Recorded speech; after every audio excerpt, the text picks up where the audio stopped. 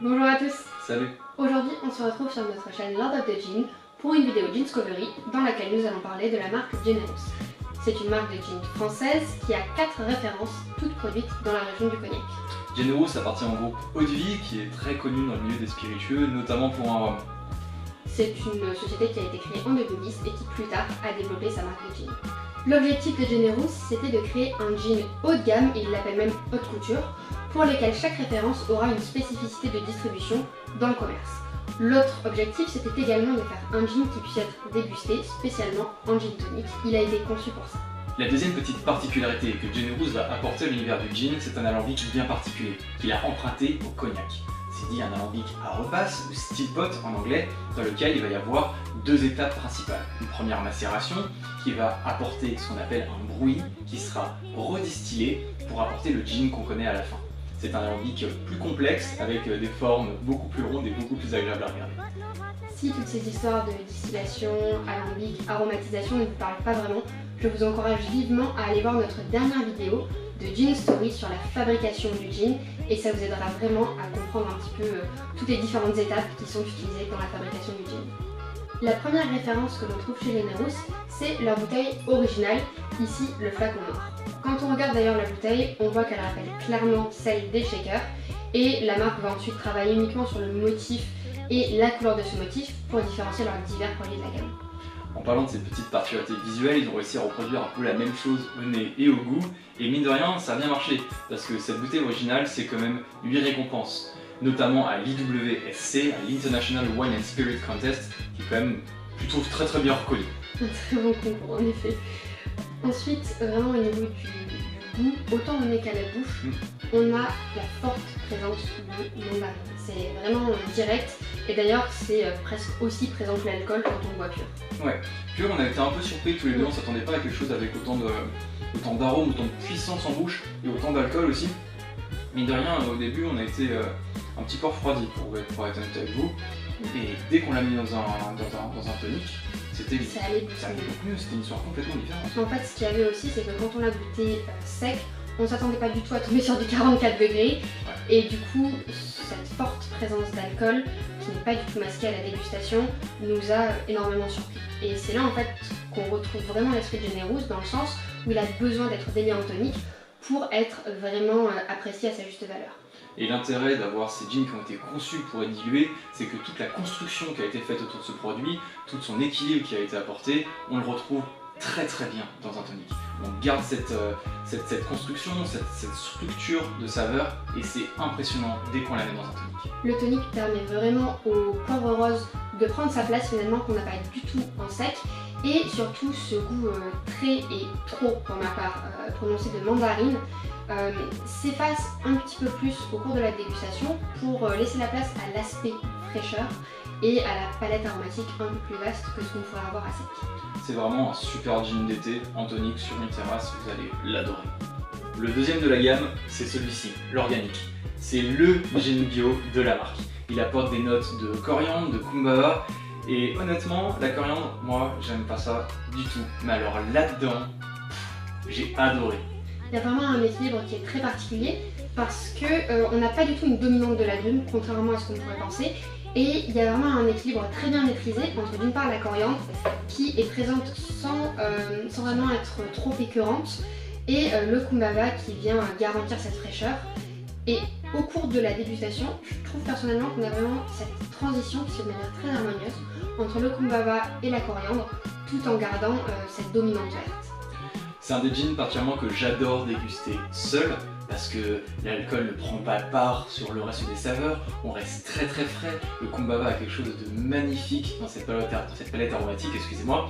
La coriandre, encore une fois, elle n'est pas du tout écœurante, elle est très présente, elle relève le kumbaba presque. Et en tonique, l'histoire, elle reste la même. On a encore cette belle structure, cette belle harmonie, et en plus de ça, on arrive sur des goûts qui ont tendance à laisser place les uns aux autres en partant de quelque chose de très vert, très frais, vers quelque chose de beaucoup plus citronné, de beaucoup plus kumbaba, tout simplement. Et j'avais vraiment l'impression d'avoir une évolution du printemps, si vous voulez, en bouche, c'était assez fabuleux. Ce qui est bien avec ce jean, c'est qu'il y a vraiment une cohérence finalement entre la dégustation sec et en tonique. Et je reviens un petit peu sur la sensation d'alcool, mais ce qui est assez impressionnant comparé au noir par exemple, c'est qu'ici les 44 degrés, on ne les sent pas autant. On les sent pas autant. Donc ça reste un jean très appréciable, même pour le printemps, qui reste très frais, pas du tout écœurant, appréciable de plusieurs manières. On arrive ensuite sur un jean avec une petite particularité dans sa distribution. C'est celui-ci, le Purple, qui est une exclusivité de chez Nicolas. Et honnêtement, on retrouve vraiment un jean qui orbite autour de l'univers du vin, que ce soit dans l'odeur, dans les goûts ou encore dans la façon de l'associer. C'est vraiment un jean qui est étonnant parce qu'au nez, on sent direct un côté vinification, vin tout simplement en fait. Et d'ailleurs, on le retrouve même dans la couleur, simple aspect visuel. Il est avec une robe rubis profond, c'est comme ça qu'il est décrit sur le site, je trouve que ça correspond plutôt bien. Et il a aussi des arômes de pamplemousse et de poivre.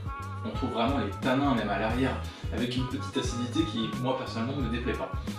En plus de ça, on arrive vraiment à l'imaginer et à le déguster avec une pièce de viande rouge par exemple. Personnellement, j'avais l'impression d'avoir un peu comme du chimichurri, si vous voulez, une sauce à viande dans un verre et ça demandait une pièce de viande pour la déguster. De mon côté, c'est un jean que j'apprécie beaucoup moins, déjà pour deux facteurs principaux. Je suis un peu plus sensible à l'acidité assez prononcée qu'il a et également au côté amer qui ressort du pamplemousse. Et voilà, c'est pas ma partie préférée clairement. Idem pour le citron vert qui est pourtant indiqué. À titre personnel, je ne le ressens pas, donc c'est pas du tout le type de jean que j'apprécie. De la même manière que j'apprécie pas forcément le vin rouge.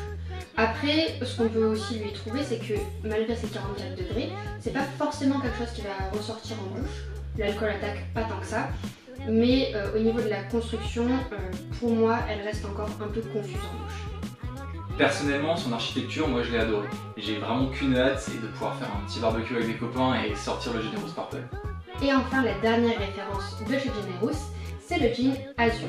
Sorti en 2015, il est reconnaissable par sa couleur bleue et vous le retrouverez en grande distribution puisque sa particularité, c'est qu'il a été conçu pour ça. Au niveau des notes, on se situe entre le basilic et la violette. Moi personnellement, la violette c'est quelque chose avec lequel j'ai beaucoup de mal. Et quand on l'a bu sec, c'est vrai que j'ai pas adhéré. Par contre, à partir du moment où on l'a mis dans un tonique, c'est vrai que il s'est laissé charmer quelque part. J'avais l'impression d'être sur quelque chose d'un peu plus tranquille, une plage, du sable, un petit mobil-home, des paniers si vous voulez. Je me suis laissé peut-être un petit peu plus séduire. C'est vrai que autant au nez qu'à la bouche, la violette est extrêmement présente et dégustée sec, elle a vraiment tendance à emporter tout le reste. Par contre, quand on le déglutit au tonique, il s'allège. Il s'allège et le tonique permet vraiment de développer les arômes secondaires, un peu comme avec l'original, où ici on va avoir le basilic qui ramène son petit côté fraîcheur. À titre personnel, c'est un jean que j'apprécie plutôt pas mal et que je déguste assez facilement en début de soirée par exemple, fin d'après-midi pour se rafraîchir, c'est parfait.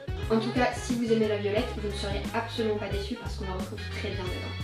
Et en plus, c'est un jean un peu moins fort que les autres, puisque sur celui-ci, on est à 40 degrés au lieu de 44, c'est toujours bon à avoir. Quelque part, Generous, avec ses 4 jeans, ont fait un pari assez risqué, c'est d'essayer de trouver une gamme qui parle à peu près à tout le monde. Par leur variété, par leur puissance dans les goûts, il y en a forcément un qui va vous parler un peu plus que les autres. C'est vrai que finalement, en 4 bouteilles, on a 4 univers différents. Qui parleront ceux qui aiment plus le floral, l'acidité pour les buveurs de vin qui peut-être aimeraient être initiés au gin, ça peut être une très bonne idée. L'agrume et encore de l'agrume d'une manière un peu plus différente. Vous en trouverez un qui vous amusera un peu plus que les autres, ça c'est sûr. Et en plus de ça, même si on trouve qu'il n'y a pas particulièrement un goût Generous, on a quand même une construction, une architecture qui leur est vraiment propre.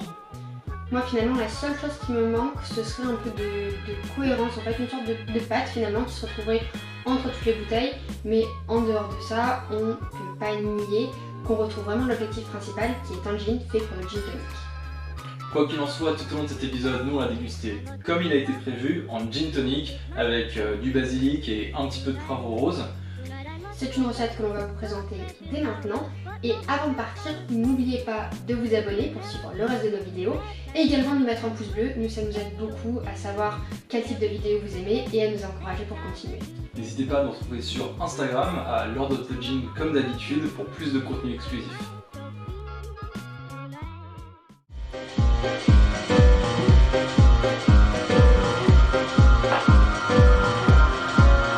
Walking down the street and you hear that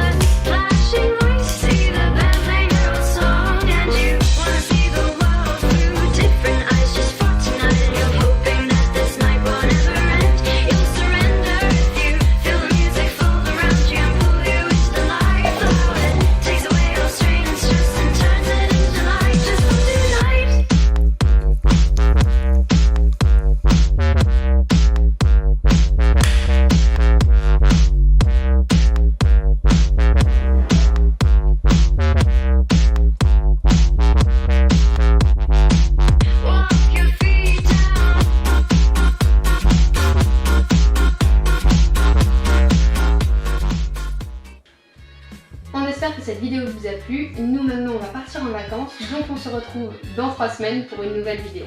Bonne dégustation. Salut!